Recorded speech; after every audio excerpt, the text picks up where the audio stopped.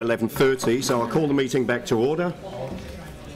We will immediately resume with item 13, the Chief Executive's report. So item 13, Chief Executive's report. And Carleen, you'd be happy to answer any questions on this if there are questions? Can I just raise a couple of things? So just wanted to acknowledge that the work around the LTP, both yourselves and the organisation, and this is a very difficult, challenging LTP, as you know, and in fact the challenge is yet to come with the decisions that you're going to have to make around balancing affordability with business as usual, regeneration and resilience into the future. I have to say we had about, as you know, 1,500 submissions, but staff have provided advice in a very short time on about over 6,000 points that have been raised in those submissions. And then the next bit of work is, as you deliberate and as you hear the submissions, is us starting to think about, so how can we support the things that and the direction that you give around those things. So quite a lot of work to do yet around that. The Draft Strategic Priorities Expo, as you know, the organisation has been tasked with developing action plans and embedding those strategic priorities in the work that we do across the organisation and across the services that are delivered. We had a very successful expo showcasing that with staff, and about 100 senior managers came to that, and of course we had a similar expo with you. We're hoping to roll that out to community boards and some other groups such as the Youth Council to get their feedback and refinement around those strategic priorities. And the third thing I'd just point out is the youth and local government, the work inspirations work. So as an organisation, we're keen to support employment, mentoring, apprenticeships and other ways of getting young people into meaningful work. And so we've been together partnering with Linwood College around the work inspirations, which is about people, young people actually experiencing real jobs in council and real experiences about the work that happens, hopefully getting them really excited about that. But it also provides them with other things such as support in writing CVs and how they approach employers and work on an ongoing basis. So we've got our first group about to start. They're mentored by the alumni of our emerging leaders, so staff from within the organisation. So it doesn't cost us any more for that. And it's good experience for those emerging leaders as well. And then they have a wee celebration with their families, and you'll all be invited to that at the end of that wee course. So that's all I want to say. I'm happy to answer some questions. Pauline. Yeah, thank you. Look, I've just got a question on the temporary chlorination, and I know that other people are finding this too, that the amount seems to vary when you turn the tap on, and I'm just wondering, are staff still trying to find the right level of it? Is this going to continue this up and down thing, or will we end up with some sort of a flat? So I think that there are things that that impact on whether there's a taste, and that sometimes if they've been sitting in the pipe and you know you need to run the pipe rather than have it accumulate, if you like. Oh, I see. And that's why sometimes when people are in the shower they might smell it at that initial aspect of getting into water. So there's still work around the minimal amount of chlorine usage, and I think as of today the final area around Wainui is being rolled out, and then there'll be a review and testing continuing to about mid-May, and then at that stage we'll have the levels at the right level. Right, so we're still kind of getting there. Yep. Because we're aiming, I think we're aiming for the lowest dose we can possibly absolutely get by with. Yep. Absolutely. Thank you. Thank you. Phil?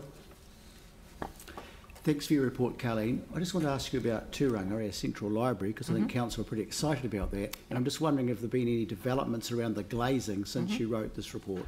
Yes, so absolutely. So the issue is, I think you're going for a tour of it tomorrow or fairly soon. Yeah, so you'll see that substantial amount of glass and glazing in the building, and so getting that on site has been challenging, but is now, as I understand, all on site.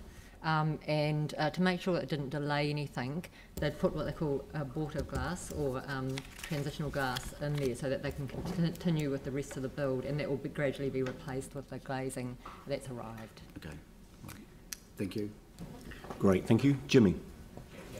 One question regarding to the long-term plan, the consultation, the publication.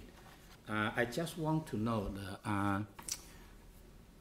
whether staff have ever engaged with those culturally and linguistically diversified community. And also this figure, 1,500, the feedback, how much percentage belong to those group? I'm sure we've got that, but I don't have it off the top of my head. So there are a number of things that the consultation included, including being able to translate both the consultation document, but also the submissions that came back. Some did come back in different languages.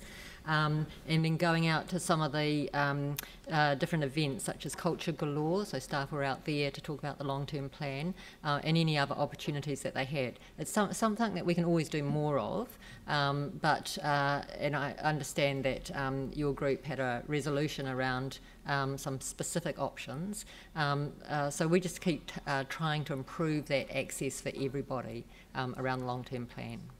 Okay, thank you. Yeah, because why I raise this issue. One aspect in the multicultural subcommittee, we already make the kind of recommendation on 23rd of February regarding to some of the court. Is there a further question coming here, Jimmy? That's a further question.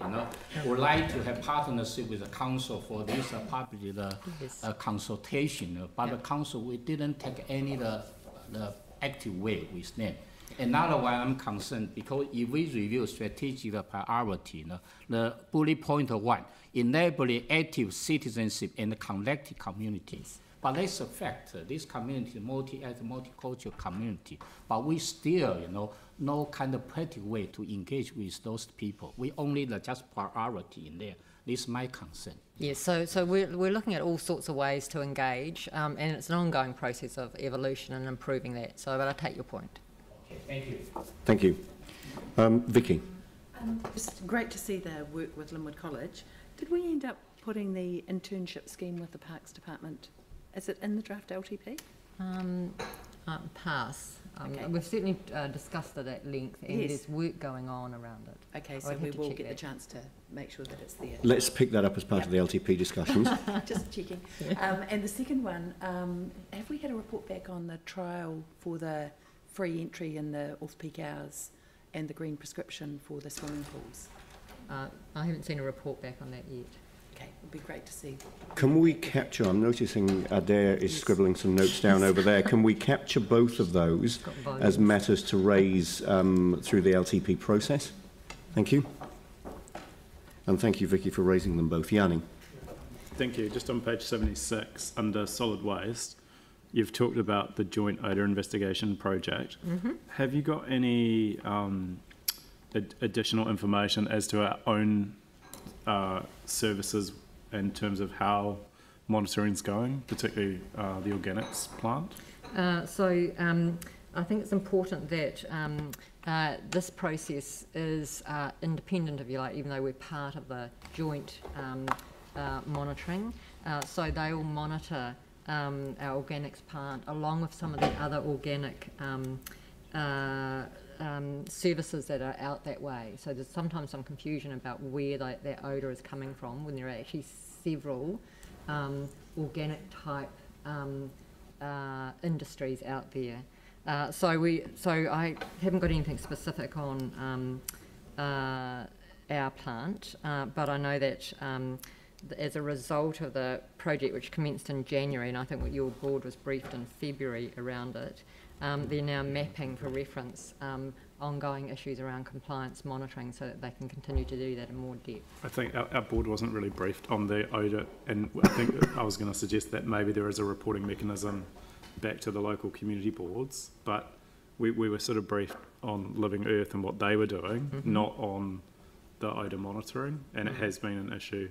And my understanding is there's been several notices sent to the organics plant recently. So I think there are a number of areas of interest that as a result of that initial monitoring, and there are some that are going to have some more in-depth investigations. So are we able to get a sort of reporting structure back either through council or the community board around the joint monitoring program? I wonder if it should go to the regulations and consent committee. I think, given the local interest, I think whatever went to the committee would be good to have that circulated to the board as well. Or a joint. Or maybe if there were briefings or workshops, then joint workshops, because, I mean, local interest has been a big part of this conversation right from the very beginning, and quite rightly so. And there have been some very horrific cases just recently, last week, for example. Yeah, all right. Do you want to have a think about that, Carleen, and decide which best way to handle it? But I think, yeah, the local interest and concern needs to be well taken account of in any reporting or workshops and so on that may occur. Great, thanks for raising that. Yanni, did you have anything else? In terms of the wellheads, I know we've had several that have been signed off as secure, and we've got a program to try and get as many signed off as soon as possible. Can you just give us an update on, you know, we're now in May, so about a third of a year has passed since we were first alerted to the situation. I'm just still a little bit unclear about, since this has been identified, how many have been signed off as secure? When are we likely to see additional ones being signed off? So there's a paper going to the ITI committee, I think. May Council, beg your pardon, later in the month. 24th, that's right. So this is a very complex piece of work in terms of understanding not only what's best for each wellhead, but also, as Dave Adamson has said, which ones we could decrease or switch off to fix, but still to enable the requirements around firefighting water and provision of water generally to the public. Right. So there's been some work on what they call it, a multi-criteria analysis, really to determine what's the best treatment for each of those and the program around that. So that report that comes to council later in the month will have quite a lot of that information. So work's sort of on hold until we get that report? No, work continues, right. And we briefed you about that just recently. There have been some wellheads that have been signed off as secure, but that doesn't mean that the network and the area around the particular pump station has been signed off yet. Yeah. And just the other thing related to the wellheads, obviously there's been the draft report back from central government, and it was quite interesting reading. I don't know if we've read the Becker report, but they seem to be suggesting that councils are spending a fortune looking at UV when actually the risk is incredibly low. And so there's been, it almost indicates that that's a bit of a flaw in the fact that we spend a fortune on UV treatment when actually the rates of contamination are so low. How is that work that central government's just released being fed into our report or our thinking? So we'll actually provide some feedback to council on the report, but also the process that's going to be undertaken. So there are two things. One is you've got the Havelock North inquiry, and there's some work that needs to happen around that, and that hasn't been the recommendations or agreement at Cabinet yet to be shared. And then there's the government's just announced some investigation, inquiries, review of the three waters, so that's much more broader than that. So we need to actually think about both of those issues and respond in terms of what the implications might be for us and how we might engage in that process. So they're linked, but they're actually two separate issues. So I'm just curious when we'll be in a position to get briefed on the way forward in response to that.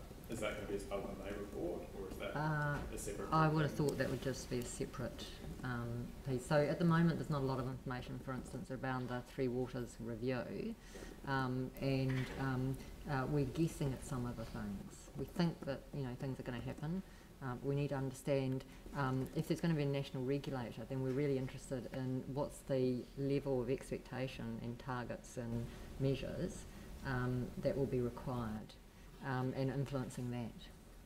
So we've got some of this information coming, obviously, in the report to the meeting later this month.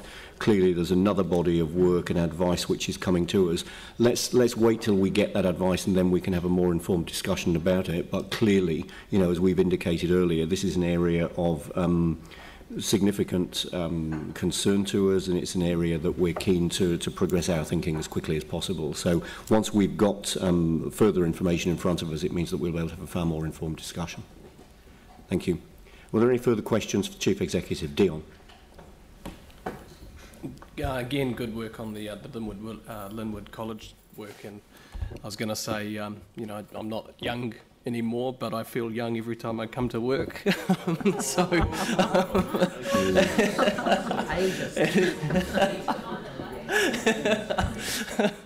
but if you guys want any help with that, I'm more than willing to sort of help in the program as well. You know, from my perspective as well. So happy to do that. The question I had was actually, it keeps coming up in your report around the earthquake-prone buildings.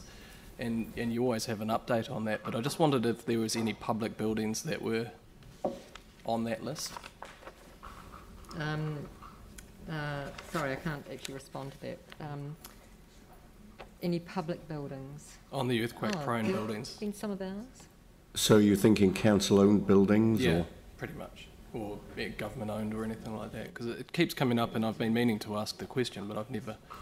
Let's have a look at it. And when did you could join the link and see? Yeah, I've tried to open the link, but it wouldn't open. Okay. Well, all right. If that information can be made available, that would be great. Because I think that would be quite clear, you know, and so people actually know what buildings they're going into, especially if they're public. Yeah. You know, if they're on that list, and actually make that sort of more available.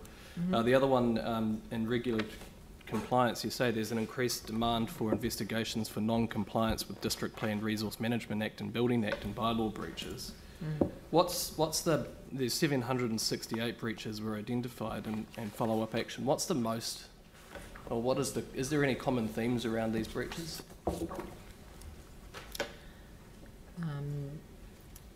Not specifically. So remember that because we've got a new district plan, part of it is about people understanding what the issues are around that, and you know, providing some feedback and support to them around it as well. Yeah, I mean, the reason I was asking, because if there are any common themes, then we can probably start doing some communications around, you know, these are the things that have changed from the new district plan. You know, being a bit more proactive around, you know, communicating these out to people so that people can then take it up to themselves to actually, you know, rectify these issues or something along those lines. So maybe it would be a good bit of work to actually just get some, are there common themes if it is increasing, and actually how can we proactively communicate that to people? That's right. So some of the things that we get complaints around are things like, you know, Airbnb and yeah, different uses than expected. Thank you. Vicky. Just on the equipment buildings that Dion's raised, we looked at the possibility of actually sticking those buildings so that anybody entering them is aware of it. Could we at some stage have some sort of further update on whether that's legal or possible? Okay. Or both? Yeah. And maybe also looking at what other councils around the country may have done in that regard as well. Thank you. We'll just update you in a memo. Fantastic. Thank you. All right, so I'm happy to move that we receive this report. Do I have a seconder? Pauline Cotter. All those in favour? Against? That's carried. Now let's move to the Mayor's report.